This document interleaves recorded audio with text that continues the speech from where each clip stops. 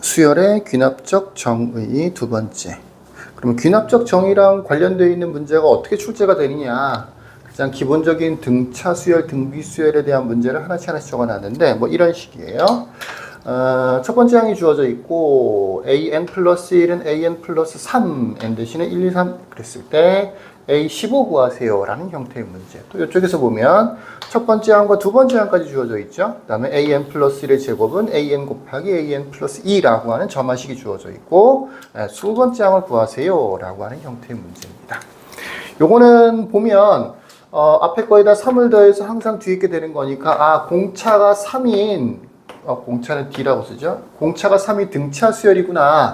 그 다음에 첫 번째 항도 2구나 라는 게 주어져 있어. 그러니까 AN을 첫 번째 항 2 플러스 n-1 곱하기 3 이렇게 해서 아예 처음부터 내용을 알고 있으면 등차 수열 일반항을 구할 수 있어요. 그러면 AN이 뭐가 되느냐면 AN은 3n-1 정도가 되겠네요. 15번째 항을 구하세요. 너무 쉽죠.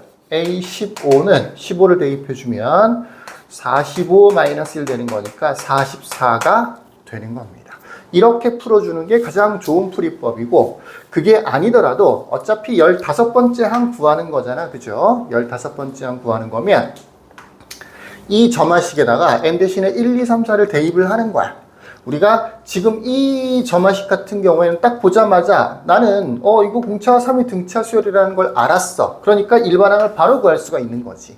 나는 아무리 봐도 이게 공차가 3이 등차 수열인 줄 몰랐어. 근데 15번째 항은 구하긴 구해야 돼. 그럼 어떻게 풀 거냐 이거야. 이 점화식이라는 게 어떨 때는 우리가 잘 알고 있는 형태의 점화식이 나오는 경우도 있고 잘 모르는 점화식이 나올 수도 있다고요. 그랬을 때는 알고 있을 때는 이렇게 바로 풀 수 있겠지만 잘 모르면 그렇게 못 풀잖아. 그럼 어떻게 하면 되느냐? n 대신에 1, 2, 3, 4 계속해서 대입을 하는 방법이 있을 수 있어. 물론 얘는 15번째 항이니까 굉장히 많이 하긴 해야 되겠죠. 그러니까 요 정도는 이렇게 일반항을 구하는 방법을 알아두는 게 좋겠지만 예를 들어서 15번째 항이 아니고 뭐 한 6번째 항 정도를 구하세요 라고 돼 있다고 치자 말이야. 그랬을 때는 굳이 이렇게 풀지 않고 n 대신에 대입을 해보면 요게 하나의 식이 아니라 그랬었지, 그치? n을 대입할 때마다 등식이 하나씩 만들어지는 거니까 n 대신에 1을 대입해주면 a2는 a1 플러스 3 A3은 A2 플러스 3 A4는 A3 플러스 3 A5는 A4 플러스 3 A6은 A5 플러스 3 대입할 때도 차례대로 대입하는 게 좋아요. 이제 나와 있는 거 첫 번째 항이 2라고 주어져 있었으니까 세 번째 항은 5구나를 알 수가 있는 거죠. 그러면 이 두 번째 항을 찾았으니까 여기다가 이제 5를 대입한다라고 쳐보면 8이네 알 수 있죠.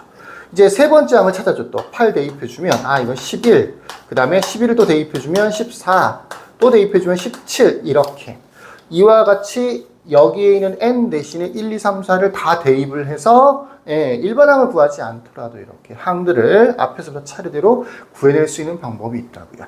요즘 나오는 문제들은 대부분 이 점화식 자체를 가지고 일반항을 찾아내는 형태의 문제보다는 이렇게 몇 번째 항 정도를 구하는 형태의 문제가 많기 때문에 이 방법을 이용하면 어떤 점화식이 나오든지 간에 해결을 할 수가 있어요. 얘도 마찬가지입니다.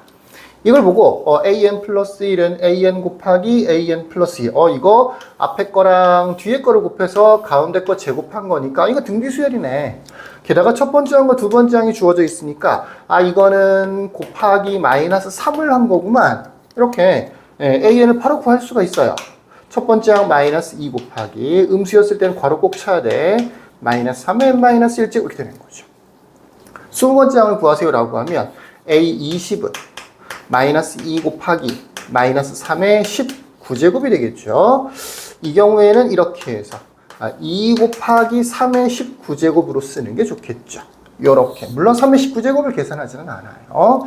요렇게 풀이가 가능합니다. 물론 얘 같은 경우도 요 식을 기반으로 해서 n 대신에 대입해서 쭉 나열을 해서 일반항을 구하지 않고 항들을 차례대로 두 번째 항까지가 나와 있으니까 세 번째, 네 번째, 다섯 번째 항들을 차례대로 구해내면 또 필요한 항을 구할 수가 있어요. 물론 지금은 내가 20번째 항이라고 했지만 한 5번째 항, 6번째 항, 요 정도를 구하는 거는 그렇게 과히 어렵지 않습니다.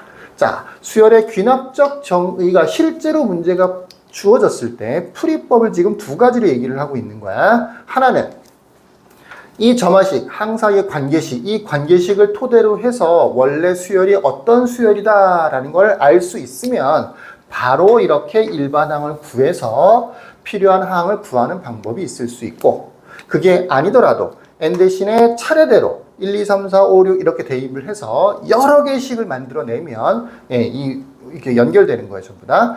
모든 항들을 다 구할 수는 있다. 그래서 뭐 6번째 항이든 10번째 항이든 차례대로 대입을 해서 구할 수가 있다. 풀이법이 한 가지가 아니다. 수열의 귀납적 정의랑 관련되어 있는 문제는 풀이법이 한 가지가 아니다. 두 가지가 있을 수 있다. 라는 얘기를 했습니다. 자, 여기까지.